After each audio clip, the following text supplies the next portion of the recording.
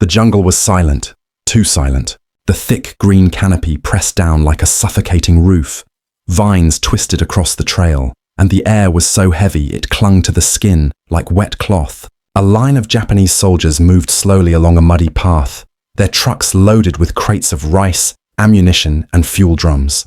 They were used to these routes, used to the sweat, the insects, and the endless green. For months, these supply lines had kept entire divisions alive. To them, this march felt routine. But what they did not know was that eyes were watching. Hidden deep in the undergrowth, American raiders lay motionless, their faces streaked with mud, their rifles resting on damp logs. Some had been waiting for hours, others for days, moving little more than a breath at a time. They had studied this trail, knew the rhythms of Japanese convoys, and had chosen this exact spot for the kill. The silence broke with a single crack, a rifle shot that echoed like thunder in the canopy. A Japanese soldier fell instantly, and before the others could react, the jungle erupted. Explosions tore through the path as grenades landed among the trucks. Bullets whined through the trees, cutting down men before they could even shoulder their rifles. Smoke, dust, and screaming filled the air. The Japanese convoy had walked straight into a trap.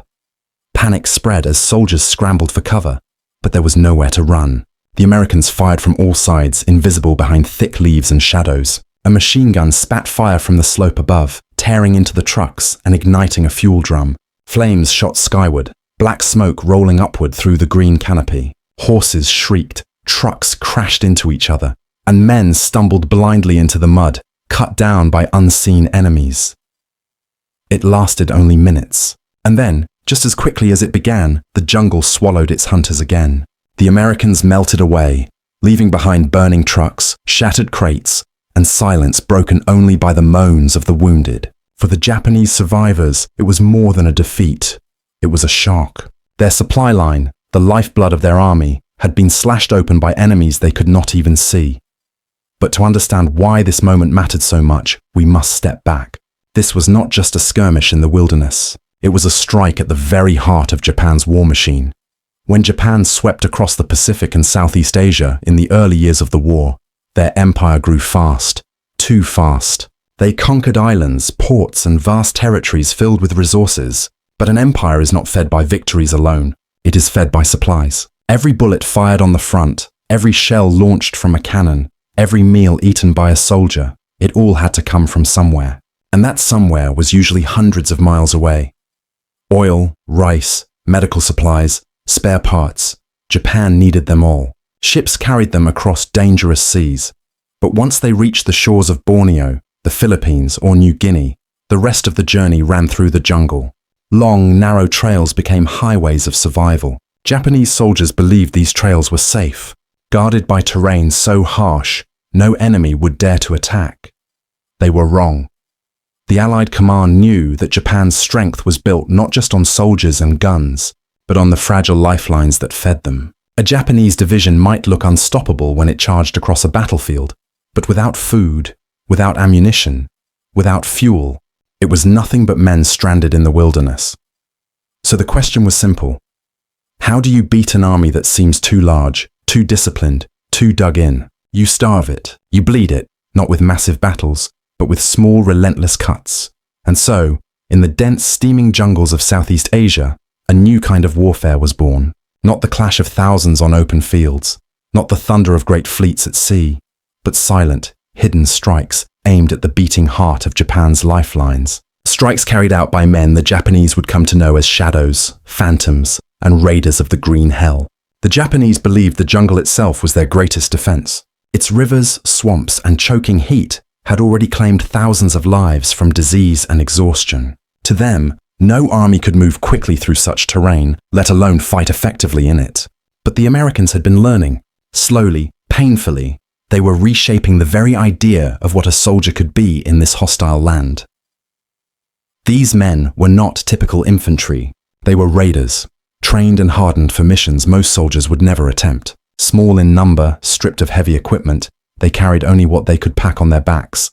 Rifles, grenades, rations, machetes, and the nerve to vanish into the wilderness. Their job was not to seize ground or hold positions. Their job was to disrupt, sabotage, and disappear. The United States had studied guerrilla tactics from the Philippines, Burma, and even from local fighters who had resisted Japanese occupation. The lesson was clear. Mobility and surprise were weapons as deadly as any machine gun. Instructors drilled these raider units not on parade grounds, but in swamps, on muddy trails, and beneath the constant threat of jungle diseases. They learned how to move silently, how to set ambushes, and how to endure weeks in conditions that broke ordinary men. To many Japanese soldiers, the Americans seemed to appear from nowhere. In truth, these raiders moved with discipline born of training and necessity. They used camouflage to blend with the forest floor, covering their helmets with leaves, painting their faces in streaks of green and black. They cut trails at night, drinking from muddy streams, sleeping under rotting logs, and swatting mosquitoes as they waited for the next convoy to appear.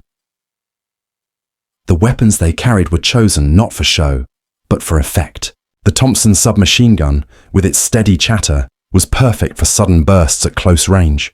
The Browning automatic rifle gave them the punch to tear into columns of men before melting back into the shadows. Explosives, blocks of TNT, grenades, and mines were their real art.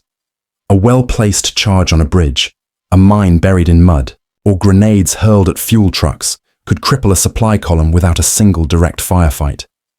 Perhaps most importantly, these raiders learned how to trust each other. Unlike divisions of thousands, these units were small. Dozens of men who relied on silence, coordination, and courage. Each man had to carry his share of the weight. Each man had to stay sharp. One mistake, one cough at the wrong moment, could bring disaster on everyone. The Japanese soon began to whisper about them. Stories spread among the troops of American phantoms, soldiers who never marched in the open, never gave warning, and struck only when least expected.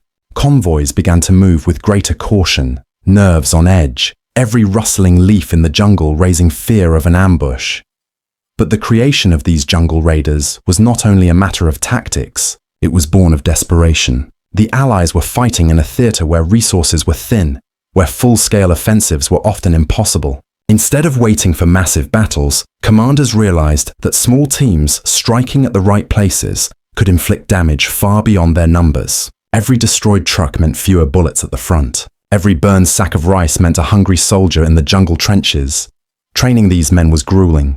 Recruits were pushed to the edge of endurance, hacking through vines under the blazing sun, carrying heavy packs through knee-deep swamps, fighting exhaustion as much as they fought the enemy. They learned to navigate by stars when compasses failed, to hunt small animals when rations ran out, to keep moving when malaria racked their bodies with fever. Some did not survive the training at all. Those who did became something different, soldiers molded by the jungle itself. For many, the hardest part was the silence. Unlike in great battles, where the noise of artillery and the roar of engines filled the air, raider missions often unfolded in near-total quiet. Men lay flat in the mud for hours, mosquitoes biting their skin, waiting for the sound of distant boots or the creak of wagon wheels. When the moment came, action was sudden and brutal. Seconds of chaos followed by withdrawal before the enemy could recover. One raider later described it simply, "You never knew if you'd make it back. We weren't there to win battles. We were there to make the enemy feel hunted." That sense of being hunted, the fear of an unseen hand reaching out of the jungle, was what shook the Japanese more than any single ambush, and the effect was multiplying. Each raid, each convoy struck, each fire left behind, spread ripples of panic through the Japanese ranks.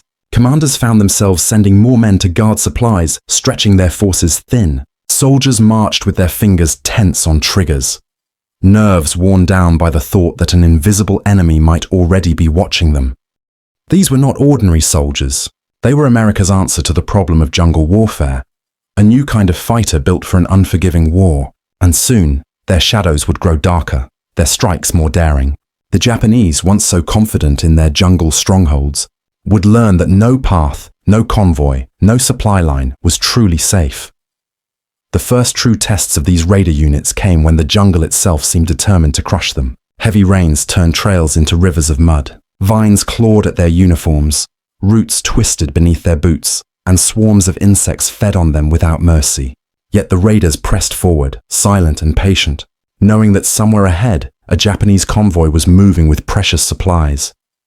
It often began with a faint sound, boots squelching in mud, the creak of wooden carts, or the low growl of truck engines. Hours of waiting in suffocating heat built to this single moment. Hidden beneath leaves and branches, the Americans held their breath as shadows moved across the narrow jungle track. The Japanese soldiers walked in lines, rifles slung casually, unaware that eyes were watching from the undergrowth. The order to strike never came with shouting or fanfare. It came with a hand signal, a glance, or the soft click of a safety being switched off. Then in an instant, silence turned to chaos. Explosives planted on the path erupted in thunder, lifting men and cargo into the air. Raiders opened fire from both sides, their Thompsons chattering. Grenades rolling into fuel trucks that burst into sheets of flame. The jungle, once alive with the calls of birds, now echoed with screams and explosions. For the Japanese, it felt as if the forest itself had come alive against them. For the Americans, it was over almost as quickly as it had begun. They fired in short, deadly bursts, then melted back into the shadows before reinforcements could arrive. Within minutes, silence reclaimed the jungle, except for the crackling of burning supplies and the cries of the wounded. The Japanese called these raids terrifying because they broke the rhythm of war. Soldiers were used to front lines and pitched battles, where they could see their enemy and measure their strength. But here, in the green maze, no line existed. One march might pass peacefully. The next might end in fire and death. The unpredictability was its own weapon. To make these missions work, the raiders relied on cunning as much as courage. They set mines on trails and disguised them with mud and leaves, knowing Japanese convoys would trigger them unknowingly. They waited at river crossings, striking as barges full of supplies floated downstream. They learned to target fuel first because flames spread faster than bullets, and panic grew when columns erupted into fire.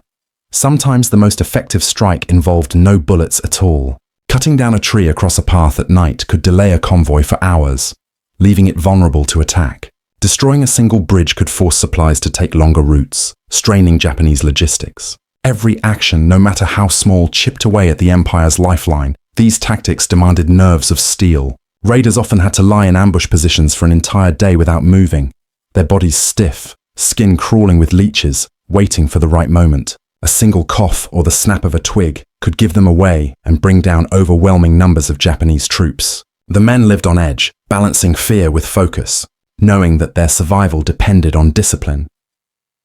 One mission report described a raid where a group of fewer than 30 men attacked a supply column of over 100 Japanese soldiers. The Americans struck with such ferocity, explosives tearing apart trucks, gunfire cutting down officers, that the larger force panicked, scattering into the jungle. When the raiders vanished into the green, they left behind smoldering wrecks, destroyed ammunition, and a shaken enemy who never truly understood how few had attacked them. The Japanese were not passive victims. They began to lay their own traps, posting guards and sending patrols into the jungle. Yet even with greater caution, they struggled to counter an enemy that refused to fight conventionally. For every guard posted, another road went unprotected. For every patrol dispatched, another bridge was destroyed. The vastness of the jungle made it impossible to defend everything.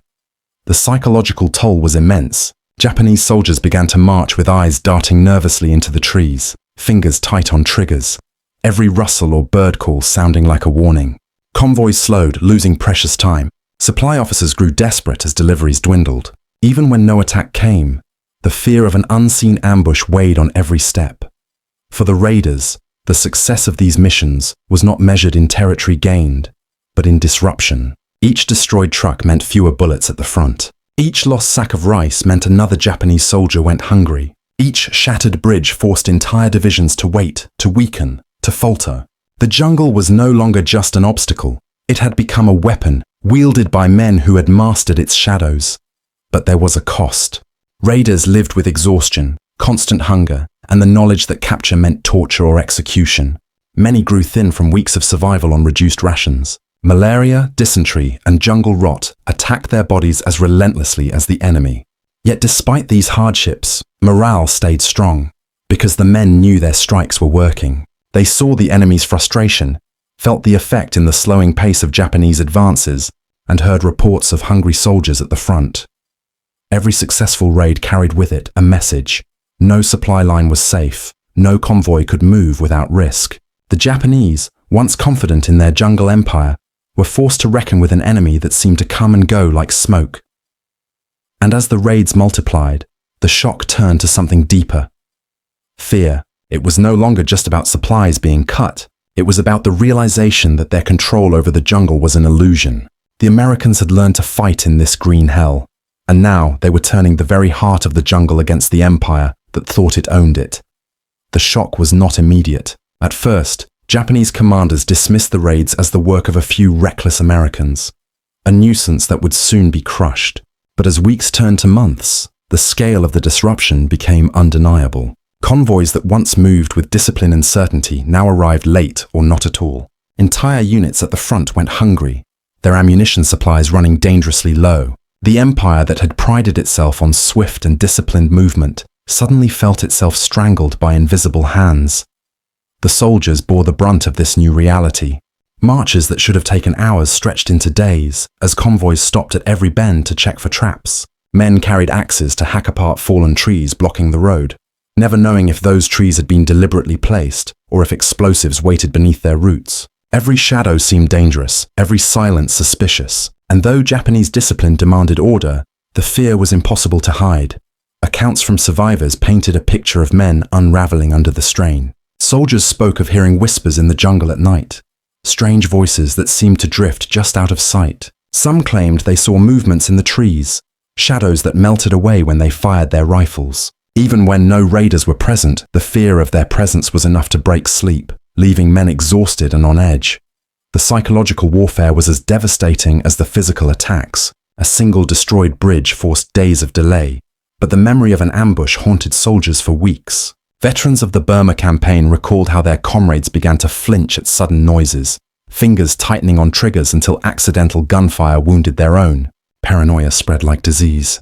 In the thick green silence, trust in the safety of numbers no longer existed. One Japanese officer wrote bitterly in his diary about the invisible enemy. He described his men as walking between two deaths, one from hunger, the other from shadows in the jungle. He admitted that discipline was weakening, that desertions were quietly rising, and that morale was crumbling under the weight of constant uncertainty. For an army that once boasted of unshakable spirit, such words marked a collapse far more dangerous than any single battle lost. The raids also stripped away the aura of invincibility that had surrounded Japanese forces in the early years of the war. Until then, they had advanced with confidence, sweeping aside resistance with speed and ferocity. But now that confidence cracked. How could an empire so vast be reduced to fear by such small bands of raiders? The very idea was humiliating, and humiliation quickly turned to anger. The Japanese response was brutal. Entire villages suspected of aiding the raiders were burned. Civilians were beaten, interrogated, or executed as examples. Patrols combed the jungle for signs of American units, often finding nothing but footprints that vanished into swamps. Yet the harsher their measures, the more resistance they stirred among locals, who began to see the Americans as a shadow of hope against the cruelty of occupation. The harder Japan tried to crush the raiders, the more the jungle itself seemed to turn against them. For the raiders, this reaction confirmed their success. They could see the strain in the faces of captured prisoners, hear the tremor in their voices when asked about supply convoys. Word spread among American units that Japanese troops dreaded the jungle nights, that even their veterans felt hunted. It was proof that the strategy was working, not just tactically, but psychologically. Yet the shock went deeper still. In Tokyo, reports from Burma and New Guinea painted a picture that disturbed even high command. Supply losses were mounting, fuel shortages spreading, and the myth of Japanese dominance in the jungle was being shattered by what they had once called weak Western soldiers. The humiliation was sharp. An empire built on discipline and control was being undone by chaos and unpredictability. The raiders themselves rarely saw this bigger picture. For them, the war was measured in the sudden fire of an ambush, the quick destruction of a truck, the hard retreat into the green. But in their small victories, the Japanese saw something much larger, a threat that grew with every passing month. Fear of the jungle was ancient, but fear of the unseen enemy who mastered it was new, and it gnawed at the heart of the empire's soldiers. There are stories of Japanese units refusing to march after dark, even under orders. Some commanders had to physically force their men forward, Rifles pressed into their backs. Rumors spread of spirits haunting the forests, spirits angered by the invasion, who fought alongside the Americans. Rational officers dismissed such talk, but they could not deny the results. Soldiers slowed, morale faltered, and trust in their commanders eroded. The shock was not just fear, it was a loss of rhythm, a disruption of everything the Japanese army depended on. Supply chains, discipline, confidence all began to crumble under the constant pressure. And once the cracks appeared, they widened quickly. The Americans had not only struck the enemy's body, they had pierced its mind. The empire that once advanced like a storm now marched like prey, glancing over its shoulder, never certain what lay ahead. The jungle, once their shield, had become their tormentor, and behind that torment stood the silent, relentless shadow of the raiders, who had turned the war into a battle not just for territory, but for the soul of every soldier who walked those haunted paths. The cracks in Japanese morale soon became cracks in their very survival. Fear had unsettled the soldiers, but hunger broke them. Supply convoys that once brought rice, canned fish, and ammunition now vanished into the green hell, lost to ambushes or abandoned under fire.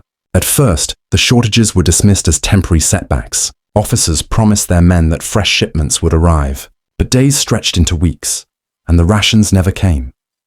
In the sweltering jungles of Burma and New Guinea, men who once marched with pride now scavenged like animals. Rice bowls shrank to half their size, then to a handful of grains. Soldiers boiled weeds and roots, digging into the damp earth for anything that could be chewed. In diaries later discovered, Japanese troops wrote of catching frogs, snakes, even insects to fill their bellies. Some boiled leather straps or chewed on bark, desperate to fool their stomachs into silence.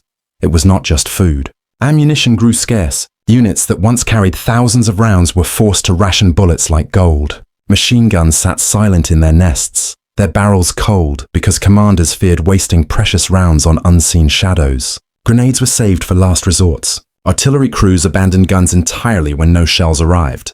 The mighty divisions that had swept across Asia now stood armed with rifles nearly empty, their power bleeding away with every cut supply line.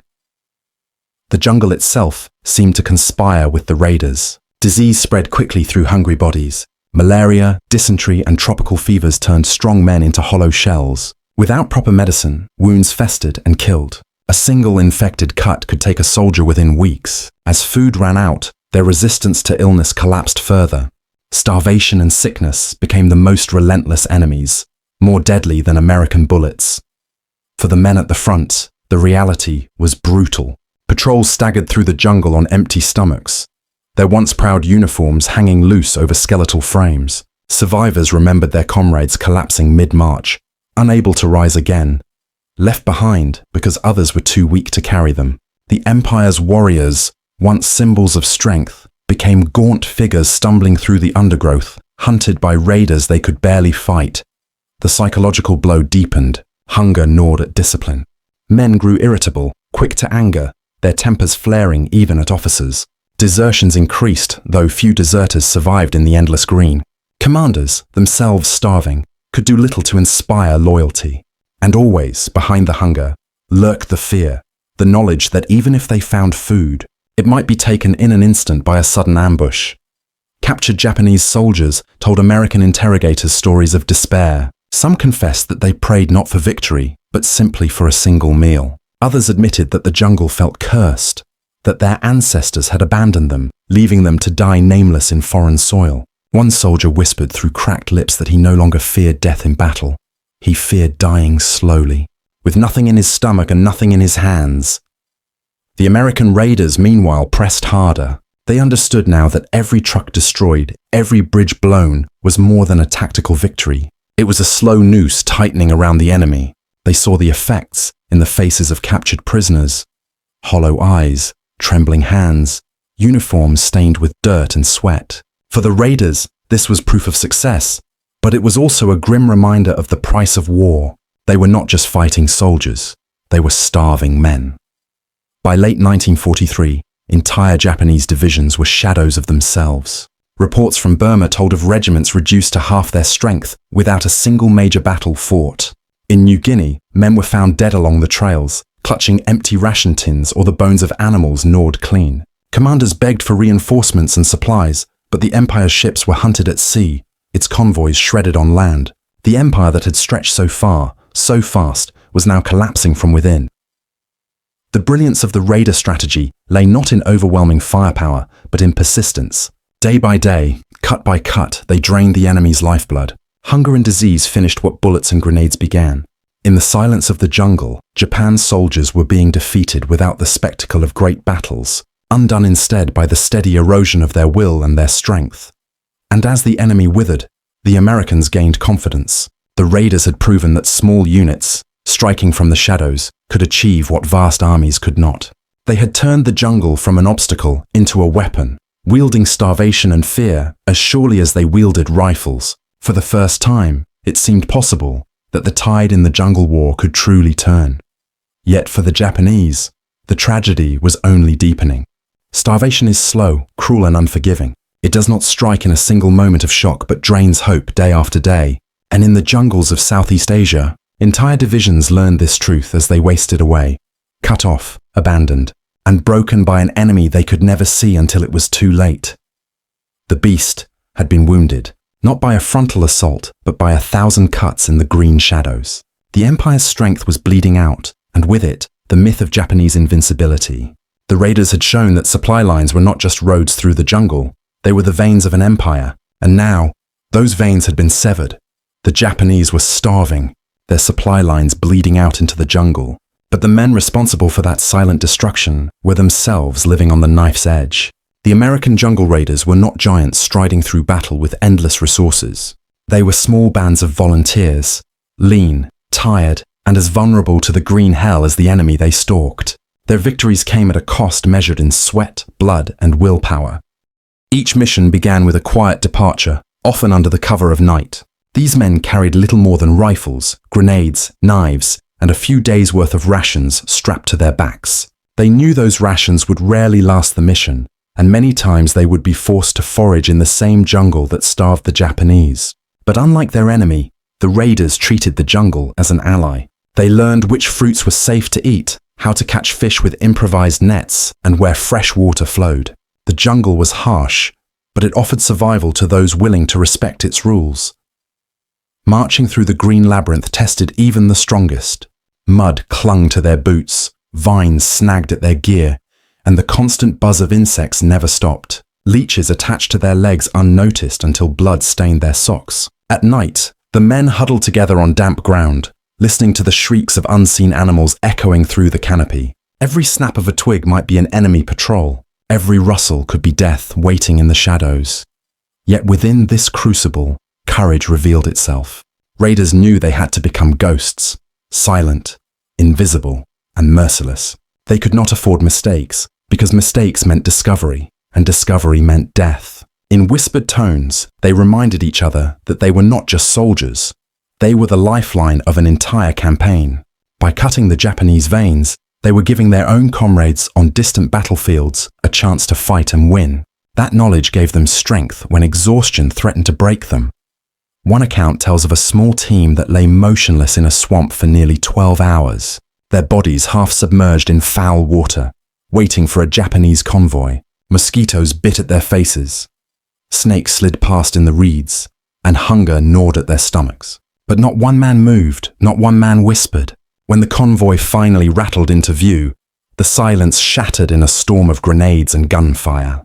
Trucks burst into flames, and before the Japanese could even fire back, the raiders vanished again into the green, leaving only wreckage behind. Such discipline and patience became the essence of their survival. But bravery was not always loud. Sometimes it was the quiet endurance of carrying on when your body screamed to stop. Men marched on blistered feet, shouldered packs that seemed to double in weight, and carried wounded comrades through miles of mud and vines. They shared the last drops of water from their canteens, dividing food into rations so small it barely kept them moving. The jungle tried to strip them of humanity, but they fought back by holding on to each other. In moments of rest, when fires could not be lit and voices had to stay low, the men whispered stories of home, a farm in Iowa, a diner in Chicago, a fishing boat off the Maine coast. These memories carried them forward, reminding them that beyond the endless green waited something worth surviving for. The The jungle took many things, but it could not take away their reason to endure. Not every mission ended in triumph. Some raiders never returned. Patrols were ambushed in turn, disappearing into firefights that swallowed them whole. Survivors told of comrades struck down beside them, buried quickly beneath leaves and branches because there was no time for graves. Others were wounded but insisted on continuing, their determination stronger than pain. These men carried the weight of sacrifice in silence, knowing that every life risked was part of something larger than themselves. To the Japanese, these raiders were phantoms, appearing, striking, and vanishing. To the Americans, they were brothers bound by something deeper than orders. They trusted one another completely, because in the jungle, trust was the only shield stronger than steel. Their courage did not come from glory or medals. It came from necessity. Each man knew that if he faltered, the mission might fail, and if the mission failed, entire divisions of their comrades elsewhere might suffer. That responsibility hardened their resolve. They were ordinary men in extraordinary circumstances, carving their legend one ambush at a time. As months passed, the jungle raiders became legends, not just to their own commanders, but to the enemy. Japanese survivors spoke of them in fearful tones, calling them shadows of the forest. Some even believed the Americans could vanish into thin air. That reputation was not built on myth. It was earned through nights without sleep, through hunger endured in silence, through acts of bravery that went unrecorded. These men were not superhuman. They were tired, dirty, often afraid. But bravery is not the absence of fear, it is action in spite of it. And in the suffocating jungle, surrounded by an enemy larger in number and crueler in condition, the raiders proved again and again that courage could flourish even in the darkest places. Their stories remind us that history is not only shaped by massive armies and grand strategies. It is also written by small groups of determined men, carrying their rifles and their willpower into the unknown. The jungle tested them, but they did not break. Instead, they became part of the very weapon that brought down the empire's strength. And as the Japanese wasted away in hunger and despair, the raiders endured, proving that sometimes the greatest victories are born not from overwhelming force, but from relentless courage in the shadows of the green. The courage of the raiders was not just felt in the swamps and thickets where they fought. It rippled outward, reaching battlefields hundreds of miles away. Every Japanese convoy destroyed meant fewer bullets, less rice, fewer gallons of fuel reaching the front. For the men in the trenches and foxholes facing the Imperial Army head-on, the raiders' silent victories gave them breathing room, tilting the balance one small cut at a time. Japan had built its empire on the assumption that its supply lines could stretch endlessly across conquered lands. In the early years of the war, they seemed untouchable, moving oil, rubber, food, and ammunition from one corner of Southeast Asia to another. But the jungle raiders broke that illusion. By striking deep into the arteries of Japan's war machine, they showed the empire was not invincible. The shock ran deeper than broken convoys and empty storehouses. It was psychological. Japanese soldiers, once taught that their control was absolute, began to doubt. Whispers spread of American ghosts who appeared out of nowhere, destroyed everything in sight, and vanished before reinforcements could arrive. Fear gnawed at discipline, and suspicion grew inside their own ranks. Commanders accused their men of carelessness. Soldiers distrusted the jungle itself, hearing movement in every branch and shadow. The raiders did not just cut supplies, they sowed unease, a weapon just as powerful as bullets. For the Allies, the impact was a lesson in modern warfare. Victory did not always depend on massing huge armies in head-on clashes. Sometimes, the key was to choke the enemy quietly, forcing them to collapse from within. The jungle raiders proved that small, determined groups could alter the course of a campaign. Their actions were not always visible on maps, but their consequences shaped battles far away. Historians often remind us that wars are not just contests of force, they are contests of endurance. Japan's frontline soldiers began running short of food and medicine. Sick and starving, they struggled to hold ground even when ordered to fight to the last. Their strength wasted away not because of one decisive battle, but because the lifelines that fed them had been severed, strand by strand, in the green darkness. For the raiders themselves, the legacy was more personal. Many returned home carrying scars the public never saw. Malaria, dysentery, and jungle rot lingered long after the fighting ended. Some never spoke of their missions, carrying memories of fallen comrades in silence. Yet those who did share their stories described not glory, but survival, brotherhood, and the knowledge that their small sacrifices had saved thousands of others. The jungle itself became part of their legend. The men who once cursed its leeches, swamps, and endless rains also came to respect its role in their struggle. It was both enemy and ally, testing them at every step, but also hiding them, feeding them, and turning against the Japanese who never learned to adapt. In many ways, the jungle was the ultimate weapon, sharpened by the courage of those who chose to wield it. As the war moved on and the tide turned fully against Japan, the lessons of the raiders lived on. Later campaigns in the Pacific used similar tactics, blending small unit raids with larger offensives. The idea that a few men, striking smartly, could cripple an empire became part of modern military thinking. In the decades that followed, armies studied these missions as blueprints for guerrilla and special operations that still shape warfare today. But beyond the textbooks and strategies, there remains something more enduring, the reminder that history is shaped not only by fleets and generals, but by individuals. Ordinary men who left behind farms, schools, and factories to crawl through jungles thousands of miles from home. Men who carried little more than rifles and determination, yet managed to rattle an empire built on conquest.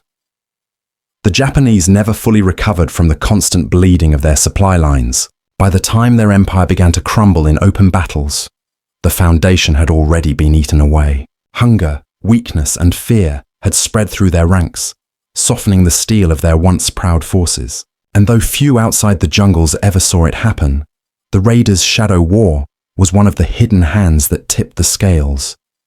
Looking back now, it is clear the jungle raiders did more than fight. They embodied a truth about war, that sometimes the greatest victories are not won with overwhelming numbers, but with patience, cunning, and the relentless courage to strike where it matters most.